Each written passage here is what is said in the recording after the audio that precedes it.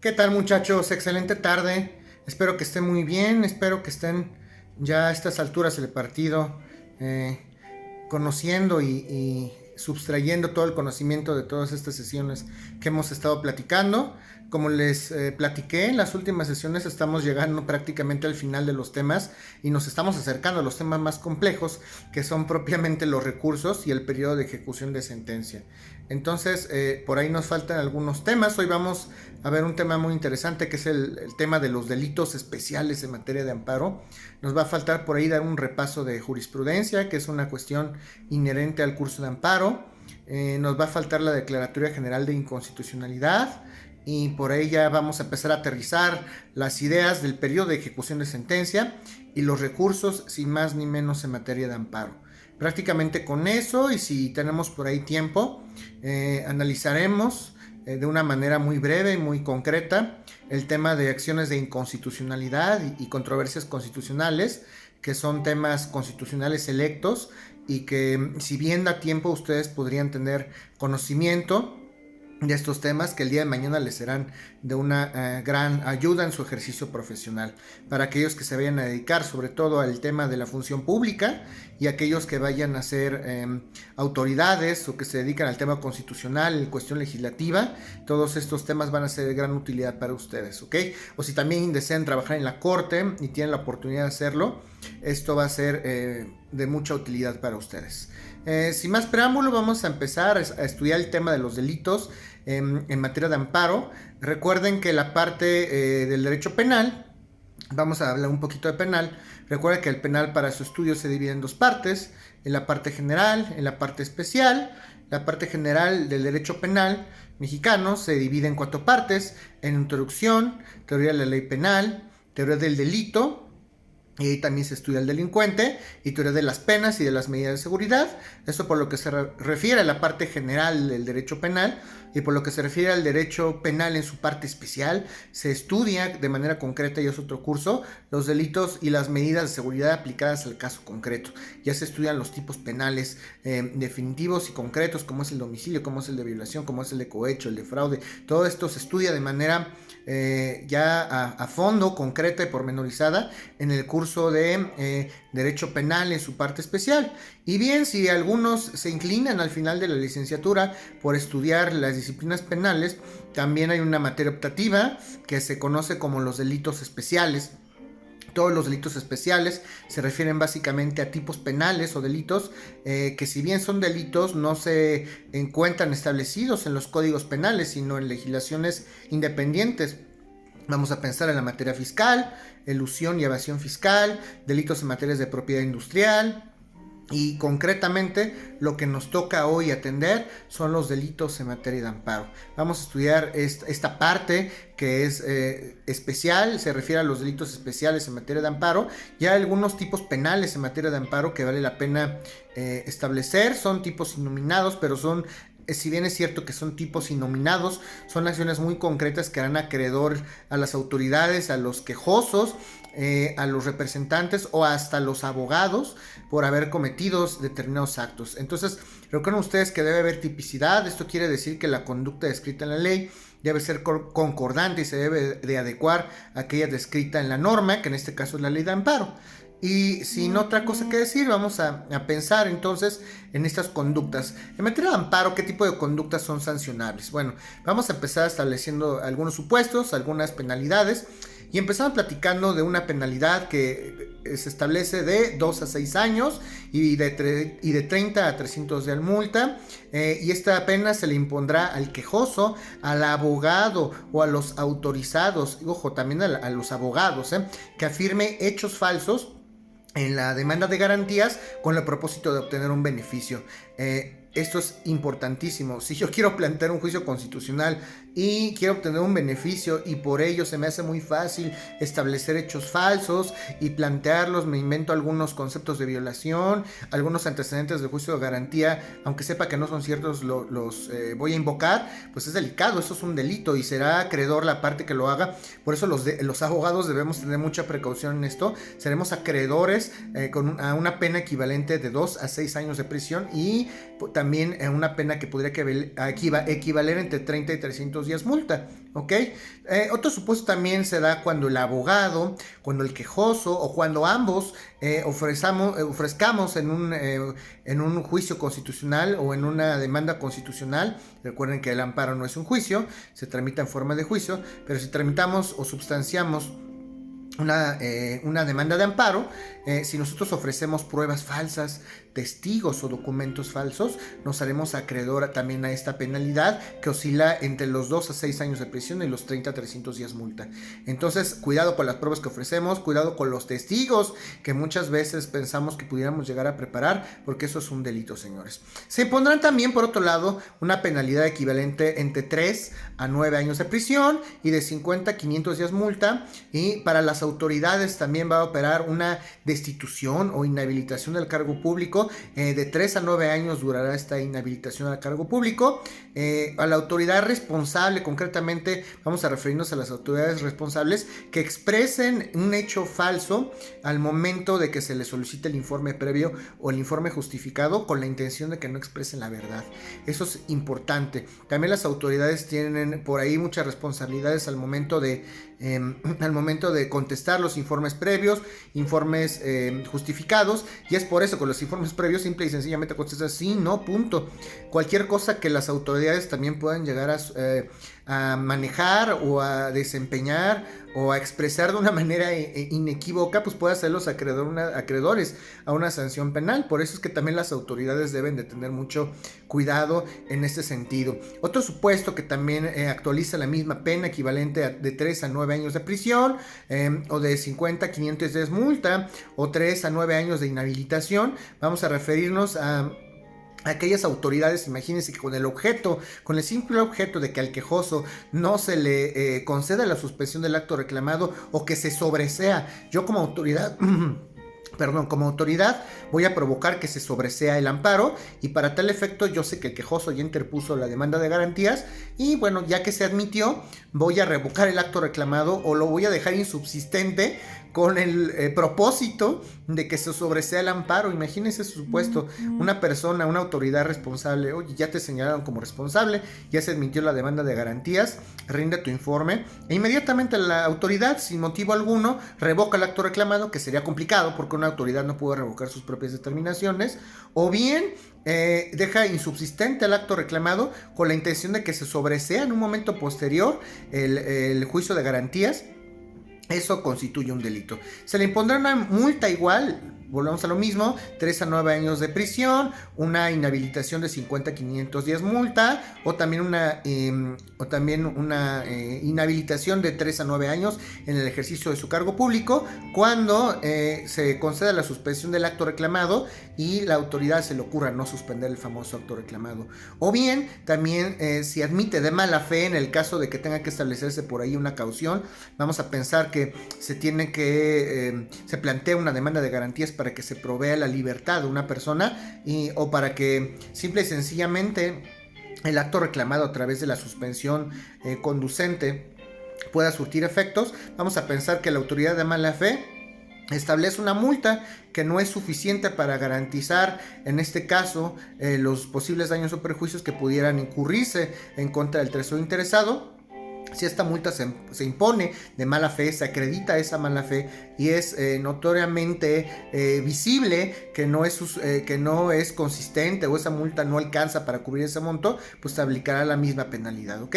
Y bueno, ¿qué pasa si también las autoridades se resisten a dar cumplimiento a las instrucciones indicadas por alguna de los juzgadores federales, juzgados de distrito, unitarios, colegiados o la Suprema Corte? Si dan una instrucción, estas autoridades federales y las autoridades responsables no acatan ese cumplimiento, pues de igual manera se va a actualizar una pena consistente, como lo hemos dicho, de 3 a 9 años de prisión, 50 a 500 días multa, y inhabilitación de 3 a 9 años del cargo público, ¿ok? Ese es el primer parámetro de algunos de los delitos especiales en materia de amparo. Recuerden ustedes que hay más. En el caso de las autoridades que conozcan de amparo, recuerden que no solamente los juzgados de distrito, ni los unitarios, ni los colegiados, ni la corte pueden conocer de amparo. En casos urgentes pueden conocer los juzgados locales, los tribunales de la Ciudad de México ante el Distrito Federal, y con alguna autoridad en ejercicio de sus funciones por la premura del acto tenga que ejecutar alguna actuación o tenga que conocer la materia de amparo, también se le harán acreedores, o también se actualizarán y serán acreedores a las multas y a los delitos. ¿Podrán cometer algún delito? Claro que sí, si actúan como autoridades que en un momento dado pueden llegar a conocer una demanda de amparo o un tema de suspensión del acto reclamado. Naturalmente que serán acreedores a estas sanciones. En el primer supuesto, qué curioso también, eso es una excepción de la regla. En el primer supuesto, cuando el quejoso, el abogado o su representante o el apoderado plantean hechos falsos, habíamos hablado de este supuesto, plantean hechos falsos con el propósito de obtener un beneficio, pues es un delito, pero curiosamente la ley de amparo da una excluyente de responsabilidad en este sentido.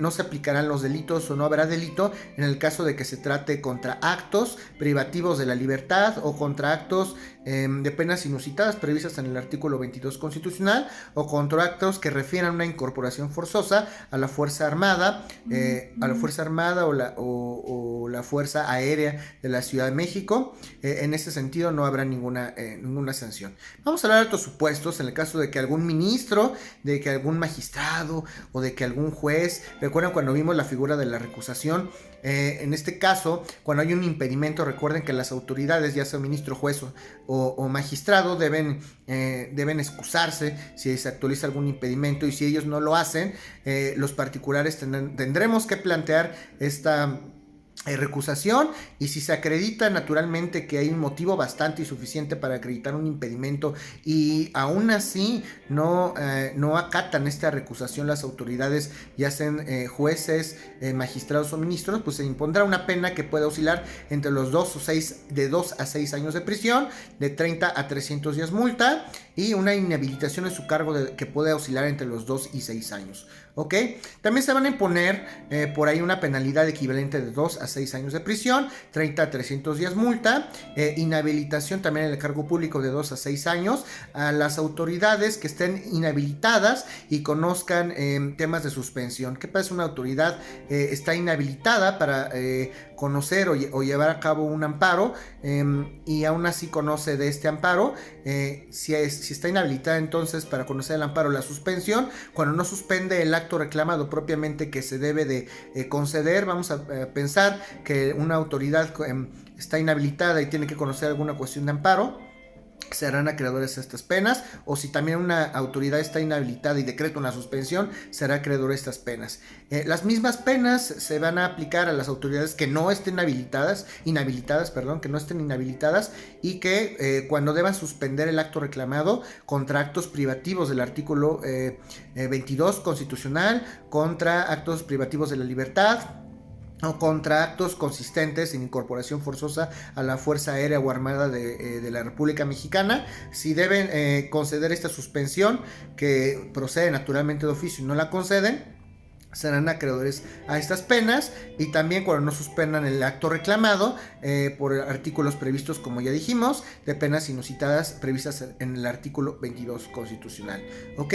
Este es otro cúmulo de delitos. Hay otros delitos también interesantes. Hablamos de una penalidad equivalente de 3 a 7 años de prisión y de una pena que puede también oscilar entre los 50 y 500 días multa, y una inhabilitación del cargo público que puede oscilar entre los 3 a 7 años del cargo de las personas, cuando las autoridades que conocen de amparo o que deben de proveer la suspensión del acto reclamado, no suspendan el acto reclamado como debe de ser, o cuando sea de oficio, como habíamos comentado, contra actos previstos en el artículo 22 constitucional, pena inusitada, incorporación forzosa al ejército de la Fuerza Armada, o que bien se establezca la libertad de una persona sin que debiera hacerlo.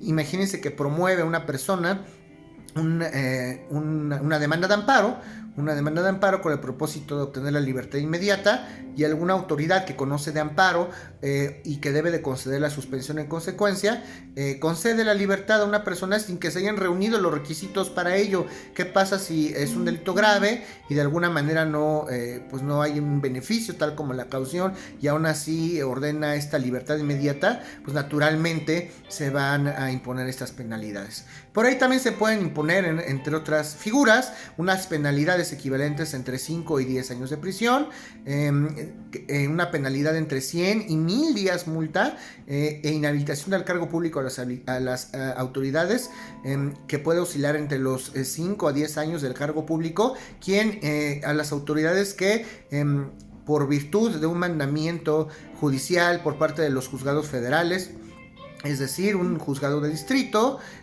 un tribunal colegiado de circuito, un tribunal unitario de circuito o la Suprema Corte, se incumplen sentencias de amparo cuando ya las autoridades determinan conceder el amparo. Si se incumplen esas sentencias por parte de las autoridades responsables, serán acreedores de estas sanciones, o bien en aras de repetir el acto reclamado. Esto ya empieza un poco a complicarse porque vamos a hablar de ejecución de sentencia. Vamos a suponer que se concede la protección constitucional y que la autoridad revoca el acto y vuelve a emitir un acto, pero ese acto que emite es exactamente el mismo del que se quiso amparar el quejoso. Eso se llama repetición del acto reclamado y también es un delito. Eso también se van a aplicar unas penas de 5 a 10 años de prisión, 100 a 1000 días multa e inhabilitación de 5 a 10 años por parte de las autoridades responsables. Si omite cumplir la resolución también de amparo, pues naturalmente serán acreedores a estos delitos porque es una orden judicial. Las autoridades también deben de acatarlo, así de delicada es la materia constitucional. Si también al momento de que la autoridad responsable, en aras de cumplir la ejecutoria de amparo o la sentencia de amparo, intenta dar cumplimiento, y al momento de intentar dar cumplimiento hay exceso o defecto al momento de dar ejecutoria a la sentencia de amparo. Esto se da sobre todo en amparo directo. Aquí empezamos a complicarnos la vida. También cuando se concede la protección constitucional, obviamente se da una orden a la autoridad responsable para que, en el caso de que se conceda el amparo para efectos, reponga una sentencia o ejecute alguna instrucción de manera particular. Pero si el juzgador de distrito o el tribunal colegiado da una orden particular, vamos a pensar la valoración de una prueba y esa valoración se valora de manera defectuosa o excesiva, estamos hablando de exceso o defecto en el cumplimiento del ejecutorio de amparo. También ese es un supuesto que actualiza un delito, y las penas que acabamos de mencionar, que oscilan entre los 5 y 10 años, 100 a 1000 días multa e inhabilitación del cargo de 5 a 10 años. ¿Okay? Hablando de declaratoria general de inconstitucionalidad, cuando hablamos de normas, de amparos contra leyes, ¿qué pasa si una autoridad responsable incumple una declaratoria general de inconstitucionalidad? Se van a imponer las mismas penas a estas autoridades que incumplen la declaratoria general de inconstitucionalidad. ¿Y qué pasa si yo señalo una autoridad responsable para que acate un acto reclamado y el superior jerárquico de esa autoridad responsable no acata estas instrucciones por parte de los juzgados federales? Pues también el jefe o el superior jerárquico de la autoridad responsable será acreedor a estas sanciones. Vamos a hablar entonces de otros supuestos. También se puede imponer una penalidad de 1 a 3 años de prisión, una penalidad de 30 a 300 días multa, o ambas, y una destitución del cargo público por parte de sus servidores entre 1 y 3 años de inhabilitación a las personas o a las autoridades responsables que se ubiquen en el siguiente supuesto. Imaginen que hay una norma, una declaratoria general de inconstitucionalidad, una norma que ya se declaró formalmente inconstitucionalidad por parte de la Corte, y aún así la aplican. Pues se aplicarán estas normas, se aplicarán estos castigos de 1 a 3 años, repito, 1 a 3 años de prisión, 1 a 3 años de inhabilitación del cargo público y una multa de 30 a 300 días multa, o ambas, ¿ok? Ahora, ¿qué pasa con las autoridades que en su momento fueron autoridades responsables y en un momento dado perdieron ese carácter de autoridades responsables? Pues seguirán, el hecho de que hayan perdido la categoría de autoridad que ya no tengan esa facultad y ese investimiento no los exime de la responsabilidad. Aunque ya no sean autoridades, de igual manera tienen que seguir acatando y seguirán actualizándose estos supuestos, aunque ya no lo sean en este momento. Si durante su vida laboral ellos fueron autoridades y estuvieron supeditados a ejecutar estos actos y en un momento dado ya no son autoridades, pero sí se actualizaron en alguno de estos supuestos, se les van a aplicar las mismas penas naturalmente. Y bueno, cuando nos fijemos, cuando la ley de amparo se refiere a esto de los días multa, quiero ser también muy claro que nos vamos a referir a las multas tal como se establecen en el Código Penal, que hoy también ya nos referimos a la unidad de cuenta. Recuerden que ya es otro factor que por ahí vimos en algunas de las clases presenciales. Y esto hace referencia, la hace muy clara la ley de amparo. Cuando me refiero a multas, dice la ley de amparo, pues serán las equivalentes o se computarán y se cuantificarán de acuerdo a lo establecido en el Código Penal. Naturalmente, pues se aplicarán las leyes conducentes del Código Penal, como lo hemos establecido. Y bueno, ¿qué pasa también si al quejoso se le concede la protección constitucional, e independientemente de que se hayan determinado violaciones a los derechos fundamentales, a las garantías individuales o a los derechos humanos? Independientemente de esto, ¿qué pasa si por ahí también la autoridad federal, ya sea juzgado de distrito, colegiado o unitario, advierte que la autoridad responsable cometió por ahí algún delito? Pues también naturalmente, independientemente de la protección constitucional, se le deberá dar vista al Ministerio Público o Fiscalía, ¿ok? Bueno, esto es el capítulo de los delitos especiales en materia de amparo. Espero que hayan entendido todos los tipos penales. Estos tipos penales son atípicos, son innominados. Entonces, si tienen alguna duda en cualquiera de estos supuestos, que me parece que están muy claros, no dejen de comentármelo a través de las vías de comunicación que ya hemos establecido, que son el chat, mensaje de voz, puede ser también el Classroom o un correo electrónico. Y bueno, agradezco, ya me están llegando por ahí algunos videos.